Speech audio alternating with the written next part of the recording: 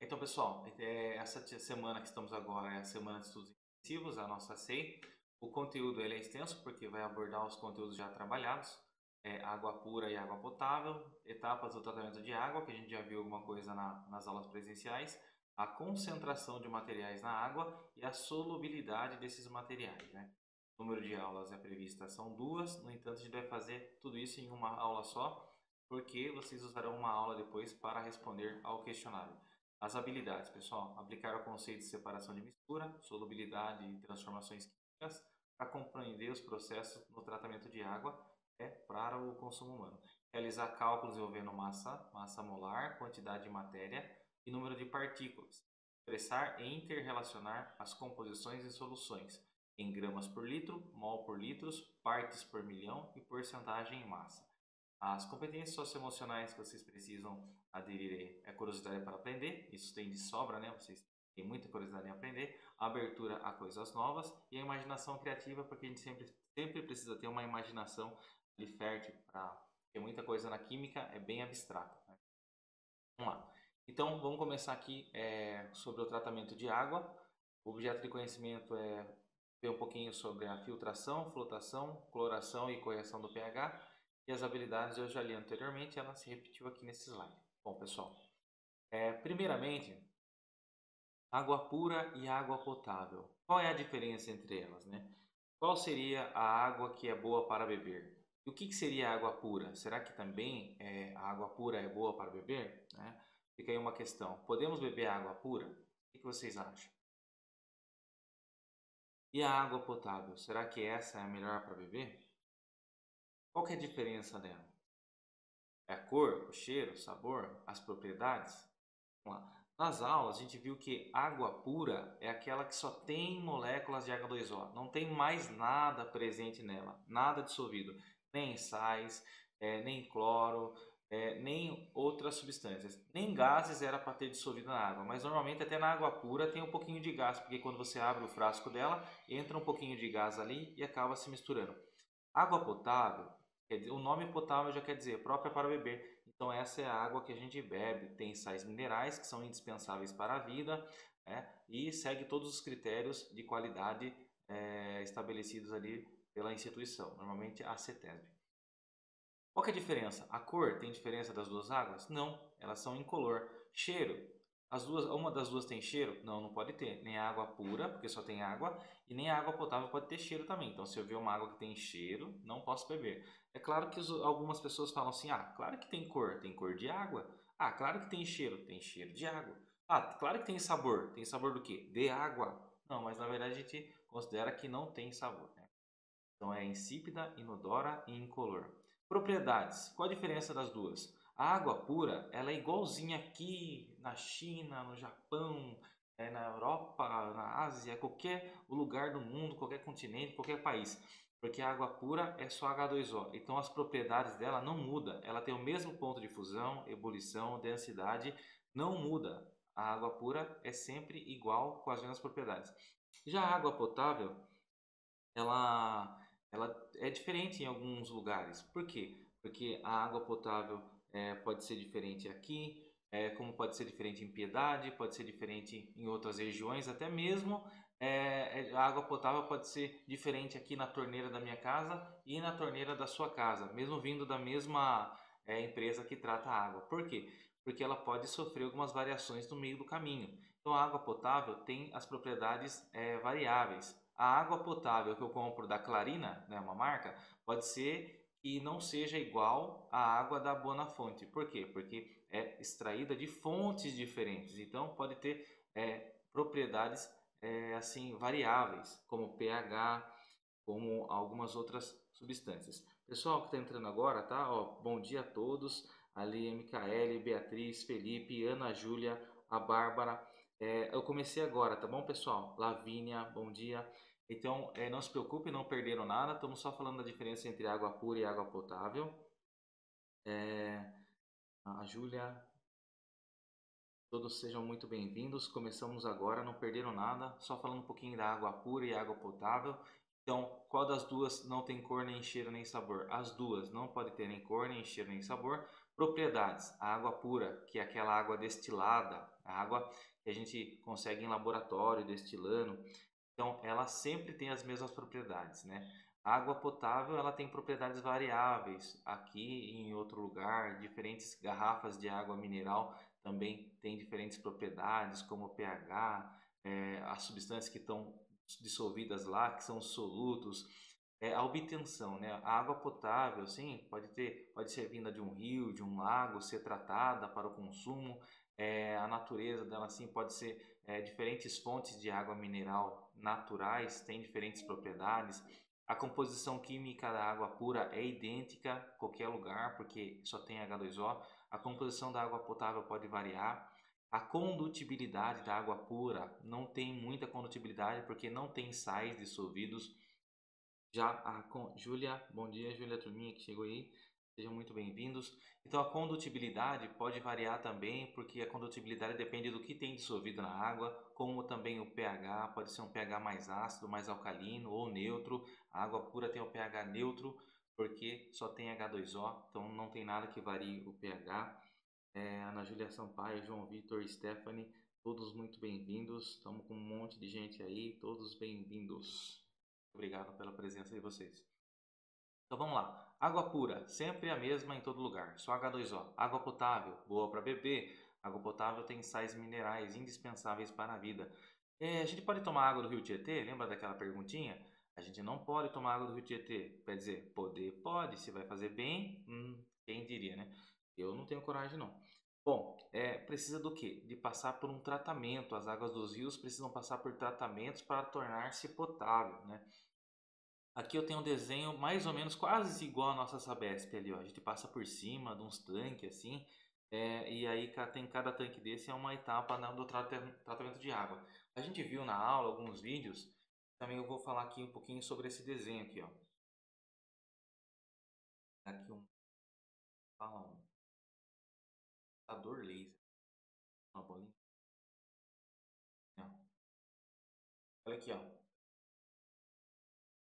A água bruta, ela é bombeada para a estação de tratamento e logo que chega, ela recebe um produto, o sulfato de alumínio. Aí ele sofre a coagulação e floculação. Esse sulfato de alumínio, ele vai fazer com que as partículas de sujeira se juntem, fiquem mais pesadas e afundem. Fica mais densa essa sujeira e afunda. O nome para isso chama-se decantação. Então essa decantação aqui, a sujeira faz com que a sujeira afunde. Depois, com quase toda a água limpa, que está azulzinha, vai para a filtração, onde tem areia e seixos. O que é seixos? Pedras, né? E aí também tem carvão ativado para tirar qualquer cheiro que proveniente da água ali em tratamento.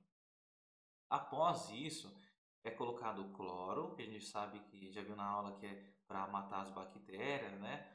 Para fazer também a oxidação de alguns materiais, e também a fluoretação, que serve para combater cáries, né?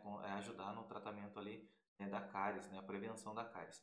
Depois vai para um reservatório, que é as grandes caixas d'água, e dessas caixas d'água, né, que são bem altas em alguns lugares, né, daí espalhados pela cidade, tem pressão suficiente para chegar nas residências com toda aquela pressão que a gente observa.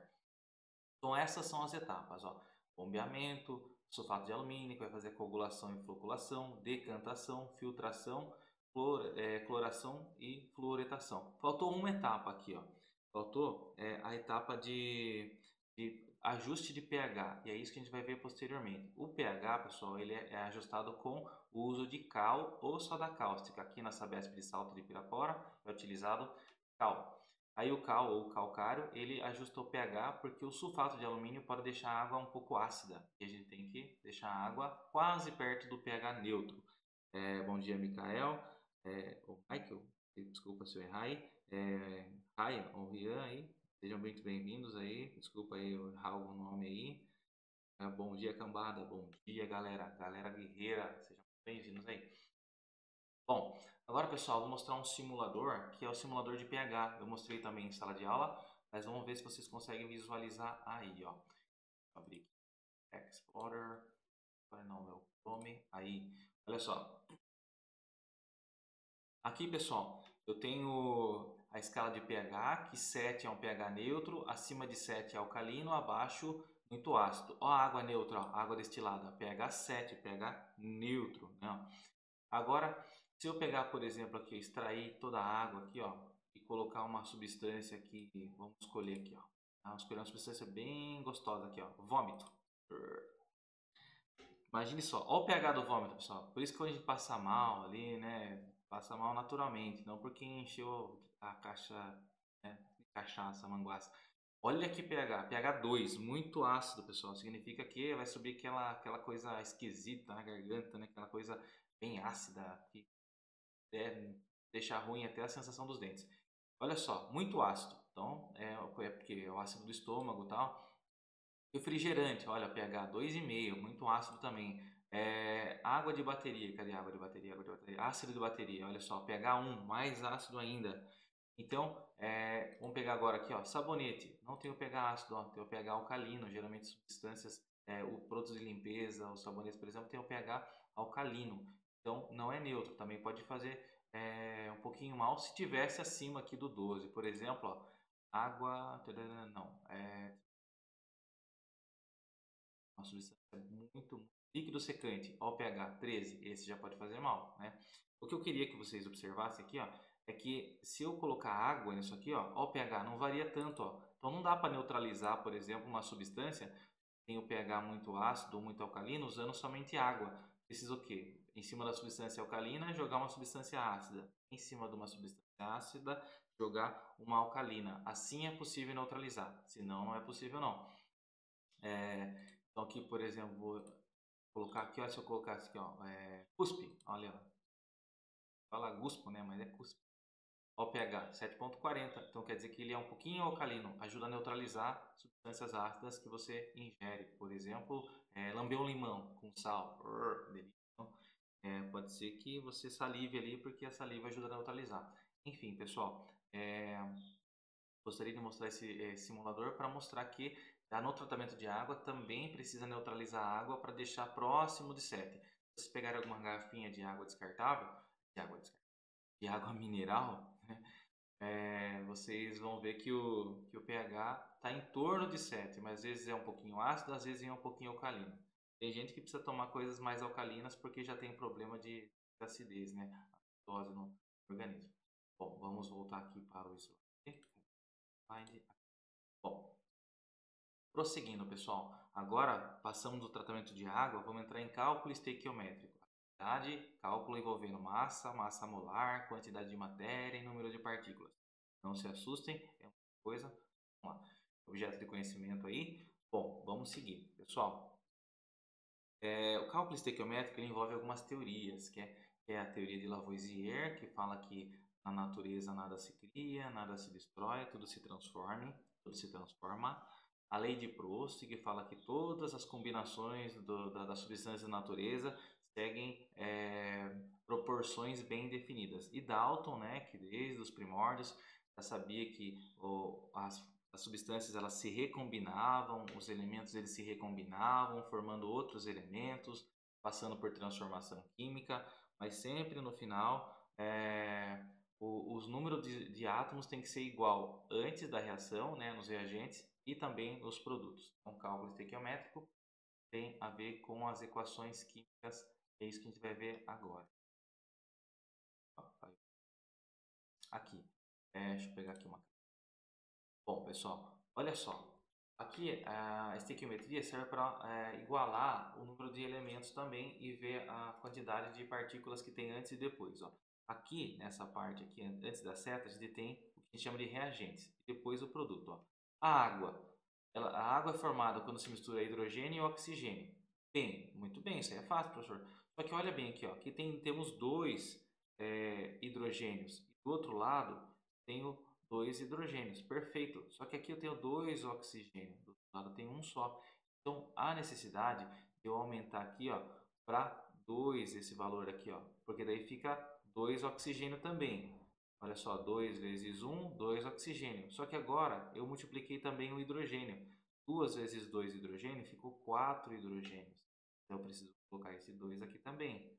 E aqui, como não tem nada, é 1. Como que eu leio isso daqui? 2 mols de hidrogênio mais 1 mol de oxigênio, formando 2 mols de água. ou simplesmente duas moléculas de hidrogênio mais uma molécula de oxigênio, formando duas moléculas de água, certo? Bom, olha lá como que fica, ó. Aí você respeita a lei da conservação de massa e das proporções definidas, e também a lei de Dalton, que fala que, na verdade, reações químicas são uma recombinação dos elementos químicos formando outra substância. E a mesma quantidade de elementos antes tem que ser igual à mesma quantidade de elementos depois. Bom, vamos lá.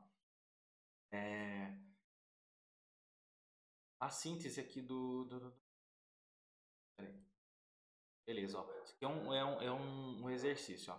Fala aqui que para sintetizar aqui o gás SO2, ele necessita aqui de enxofre e oxigênio.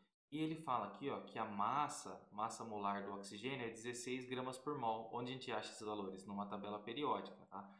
É o objetivo agora ainda. Então, olha só, ó. Aqui está balanceado, ó. Um átomo de enxofre reage com uma molécula de oxigênio formando uma molécula de SO2. Ó. Aqui a estequiometria é 1 para 1 para 1. Pode ver que aqui, ó, um enxofre, do outro lado um enxofre também.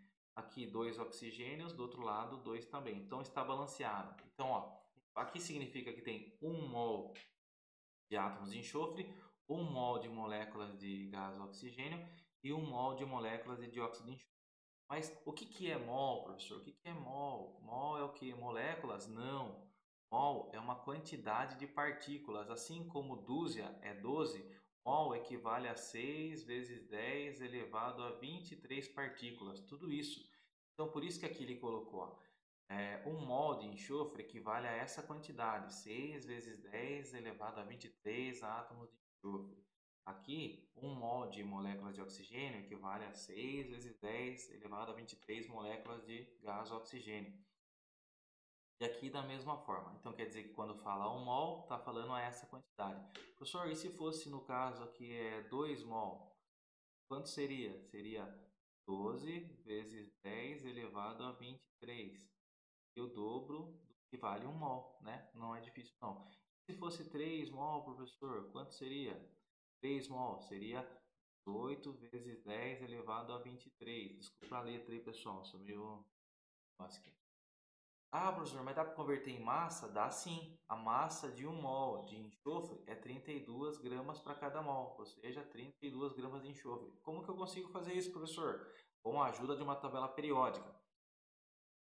Cada oxigênio, na tabela periódica, o oxigênio é 16 gramas por mol. Como aqui tem dois átomos de oxigênio na molécula, então fica sendo 32 gramas por mol a molécula de oxigênio, que é O2. Então aqui também tem 32. Note que a soma dessas duas massas aqui, ó, vai dar a massa do que vai ser formado. Então se eu somar todos os elementos dessa fórmula aqui, ó, SO2, vou ter 64 gramas dessa substância. Vamos ver como é que acontece isso daí. Vamos resolver junto o negócio aqui, ó. Quem chegou ali, Lívia, tudo bem? Bom dia a todos. Firmes aí. Não se preocupem, tá meio complicadinho, mas é só um resumão, pessoal. Depois eu vou passar outros vídeos a mais para vocês sobre o cálculo de mol, o cálculo de massa. Olha aqui, ó, outra etapa aqui, ó. SO2 reagindo com O2 formando SO3. Agora não é 1, 1 e 1, agora é 2, 1 e 2. Então significa que se for 2 mols, então o total é 1,2 vezes 10 a 24 ou 12 vezes 10 elevado a 23. Aqui também, ó, 1 mol é essa quantidade. Aqui 2 mols também, então eu multiplico essa quantidade 2 vezes o número de mol. Aí dá 1,2 vezes 10 a 24 ou simplesmente 12 vezes 10 elevado a 23. Aqui ele transformou em massa. Então se eu somar a massa de tudo isso daqui, ó, se eu somar a massa aqui de 2 enxofre, 4 oxigênio, porque aqui 2 vezes 4, vai dar um total de 128 gramas, tudo isso daqui. Professor, novamente, como é que eu calculo isso aqui? Eu calculo usando a tabela periódica. Tá? Vamos ver um exemplo aqui. Ó. Aqui mesma coisa, né? Outro exemplo, falando sobre a mesma coisa. Ó. 1 mol é 6 vezes 10 a 23, 1 mol 6 vezes 10 a 23, 1 mol, 6 vezes 10 a 23. Se eu somar a massa aqui, ó, de um S, ó, a massa do enxofre é 32, a massa do oxigênio é 16. Então, 16 vezes 3 mais 32 vai dar um total de 80. Se eu somar aqui, ó, o hidrogênio, a massa dele é 1, o oxigênio 16. Só que tem dois hidrogênios aqui, ó. 1 vezes 2, 2, mais 16, total 18. Então, tudo isso eu faço usando a tabela periódica. Bom exemplo aqui, ó. Olha aqui, eu recortei a tabela periódica aqui, ó, o nitrogênio e o hidrogênio. Veja só, a massa do hidrogênio, do nitrogênio é 14 e a massa do hidrogênio é 1,01, mas arredondada para 1. Então, se eu tivesse que calcular a massa, está aqui a massa também, massas molares, ó, nitrogênio 14, hidrogênio. Se eu tivesse que somar a massa aqui, ó, dessa substância, do N2, teria que multiplicar a massa do nitrogênio, que é 14, vezes 2. Aí daria 28 gramas por mol, ou 28 gramas aqui. A massa do hidrogênio é 1, só que aqui tem 3 vezes 2, 6 hidrogênio. Então, 6 vezes 6 gramas. Aqui a massa do nitrogênio é 14, a massa do hidrogênio é 1. Só que tem duas vezes tudo isso. 14 mais 3, 17, vezes 2, 34. Então, essas seriam as quantidades em massa. E a quantidade em mol? Seria 1 mol, aqui seria 3 mols. Professor, onde estão esses números? Aqui na frente, aqui, ó. Grandinhos aqui na frente. E aqui seria 2 mols. Certo, professor? Que quantidade é essa? 6 vezes 10 a 23. Aqui seria 3 vezes essa quantidade, então 18 vezes 10 a 23. E aqui, 2 vezes essa quantidade, seria 12 vezes 10 elevado a 23 partículas, certo? Aí o cálculo estequiométrico é basicamente isso. É olhar as quantidades, ver se elas estão balanceadas, primeiro balanceamento, segundo converter em partículas, mols, e depois pode converter a quantidade em mol em número de partículas. E ainda, se necessário, calcular a massa das partículas. Então, foi realmente o que eu fiz na outro slide. Ó. Aqui 6 vezes 10 é 3. Aqui, como é 3, então é 3 vezes essa quantidade. Então, 18 vezes 10 a 3. Aqui, 2 vezes essa quantidade, é 12 vezes 10 a 3. Aqui, se essa aqui é 1 mol, é devido a esse valor aqui. Então, aqui como é 3, aqui é 3 mol. A gente fala 3 mol, mas ele é 3 mols, né? Aqui é 2. É a mãe cantando perto. Bom, 2 mol de amônia. E aqui, qual que é a massa? Então, a massa a gente calculou no slide anterior. Se eu somar 2 nitrogênio, dá o total de 28 gramas. Se eu somar aqui 6 hidrogênio total, vai dar um total de 6 gramas.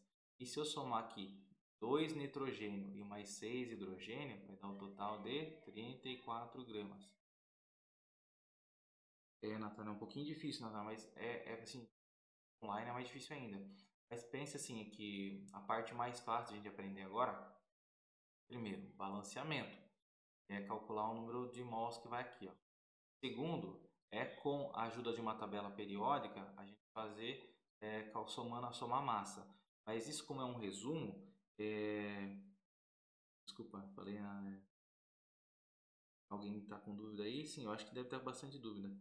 Mas é um pouquinho complicado, igual a Nathalie falou, a Nathaniel está mandando interrogação e a Nicole também. Mas só que se a gente ver vídeo mais detalhado de como calcular massa, ajuda. E depois eu vou mandar no grupo lá vídeos que eu mesmo fiz, só que daí vai levar mais tempo para vocês assistirem. Daí explica com detalhes como que calcula a massa, o que é o número de mols. Então aqui é um breve resumo, tá? Na lista de exercícios depois não vai ter sobre isso daqui, vai focar no tratamento de água, focar um pouquinho mais na solubilidade e concentração, tá? Então não se preocupe nesse momento. Tá?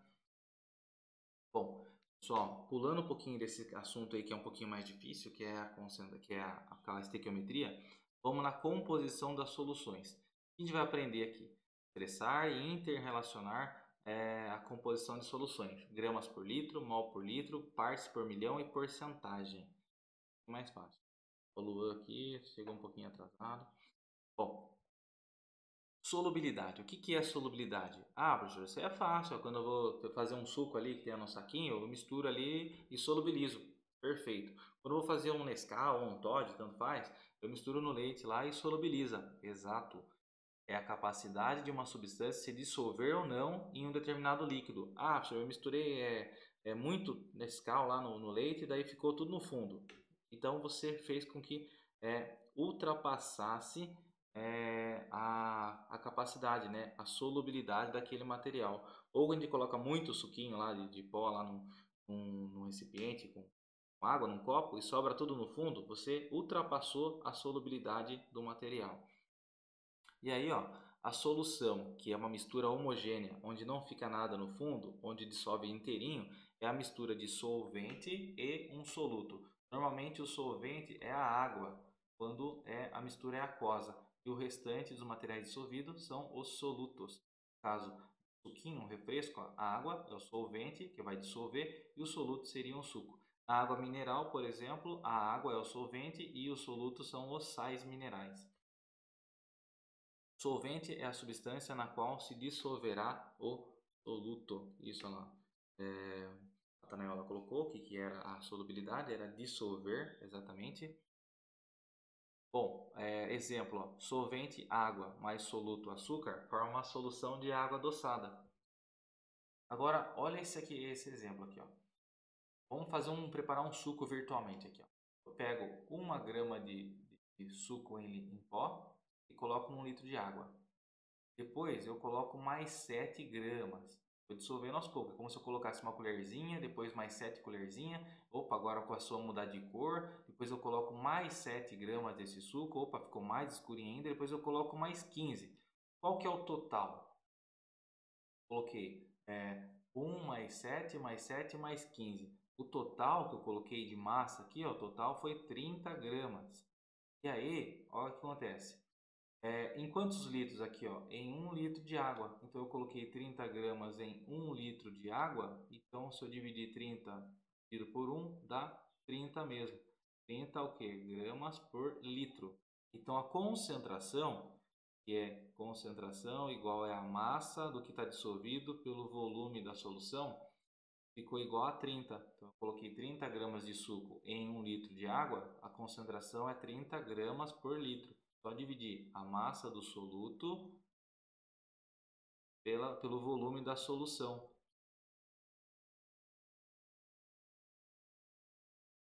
Então a concentração é basicamente isso.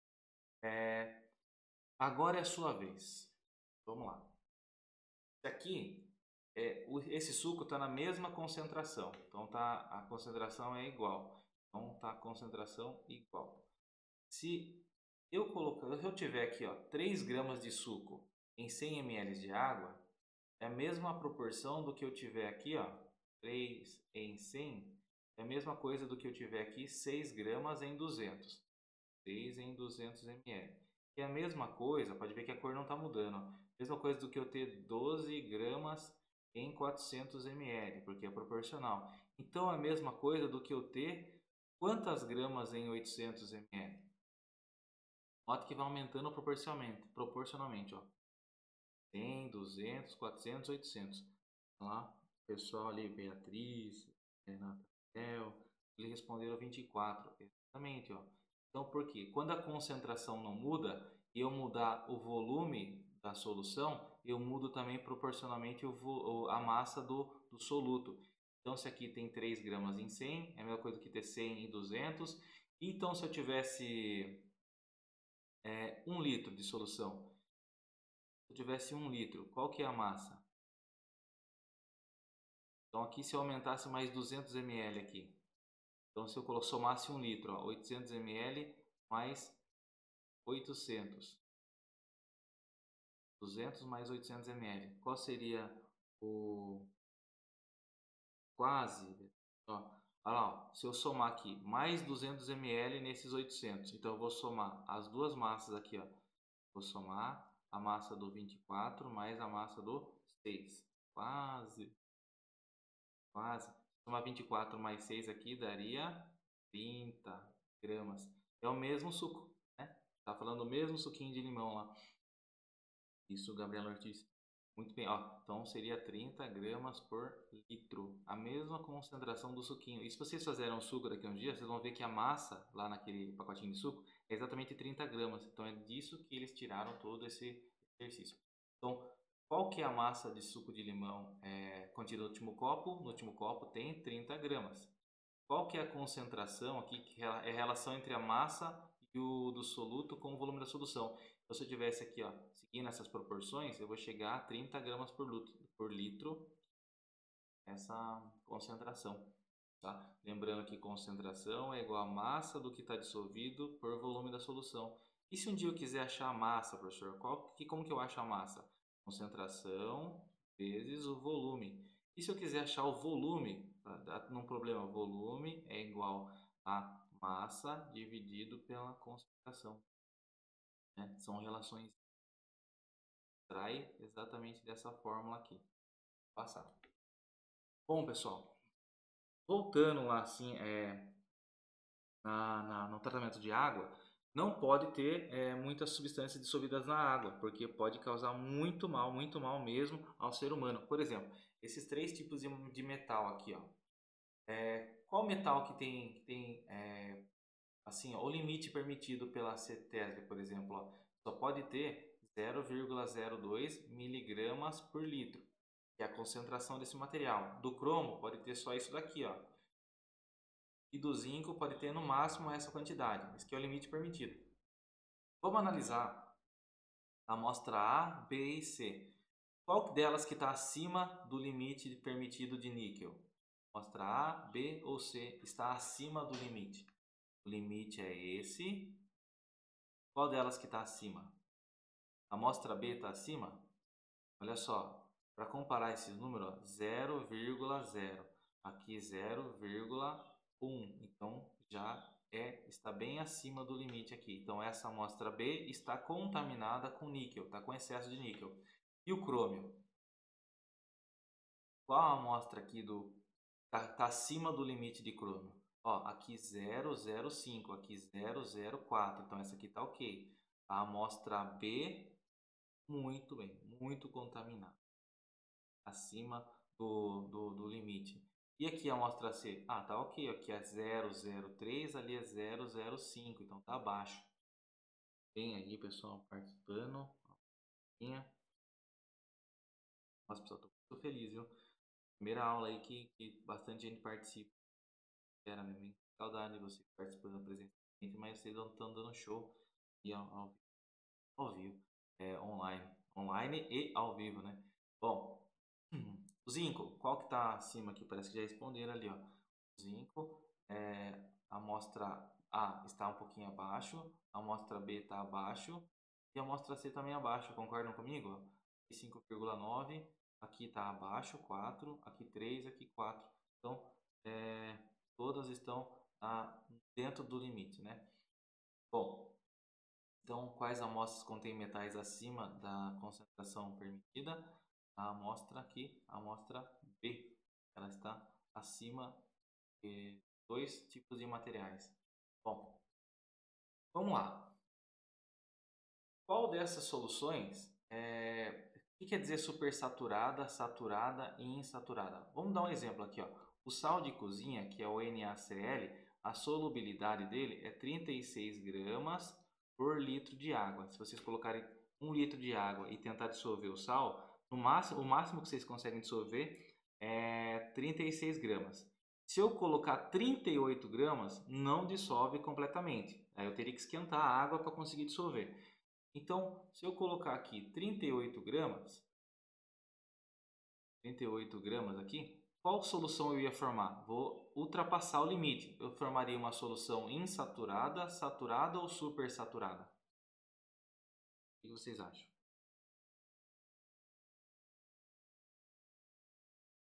Eu ultrapassei. Então seria supersaturada. Muito bem. Se eu colocasse exatamente 36 gramas por litro, qual tipo de solução eu formaria? Formaria uma solução insaturada ou asaturada? Saturada. Muito bem, tá no limite. Tá saturada. Sabe como a mãe da gente fala pra gente? Tô saturado de você, menino. Aí se você fizer mais alguma coisa, pronto. Errou.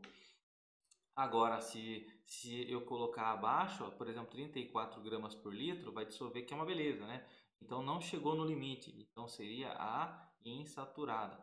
Então, aqui, supersaturada, ultrapassou. Saturada, chegou no limite da solubilidade. E insaturada, ainda não chegou. Bom, só que a solubilidade, pessoal, a temperatura pode influenciar. Por exemplo, numa água quente, eu consigo dissolver açúcar mais facilmente. E também consigo passar meu cafezinho ali.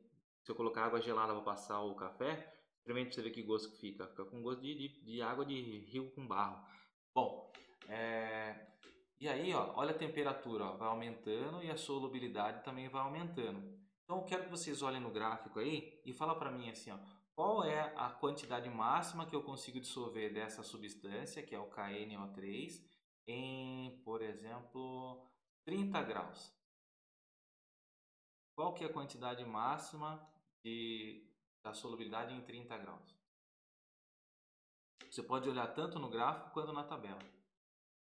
Olha, responderam juntos, hein? 46, muito bem. Agora vamos olhar só no gráfico. Vou pegar o número na tabela. Bom, vamos pegar aqui. Deixa eu ver. Pode olhar. Vamos pegar aqui o 20 graus. 20 graus Celsius, a solubilidade dessa substância é. Você pode olhar no gráfico ou na tabela. Bem, ó, 20 graus, a solubilidade é 30. 30 gramas para cada 100 ml de água. Não está dizendo aqui, ó, que é essa quantidade, mas eu posso afirmar para vocês que é 30 gramas em 100 ml de água, não é por litro, porque normalmente esses gráficos falam para cada 100 ml de água. Então, veja bem, e aqui no gráfico, ó, 30 está aqui, ó. Não, 20 graus está bem aqui. Então, eu olharia por aqui, ó, se eu tivesse que analisar um gráfico. Ó. Se eu tivesse que ver 60 graus, ó, a temperatura está aqui. Então, eu teria que ver aqui. Ó. 60 graus, então é 108, ó, condizendo com o que também está na tabela. Então, pessoal, se a 20 graus eu consigo dissolver 30 gramas em 100 ml de água, então qual que é a quantidade desse sal que eu consigo dissolver em 200 ml de água?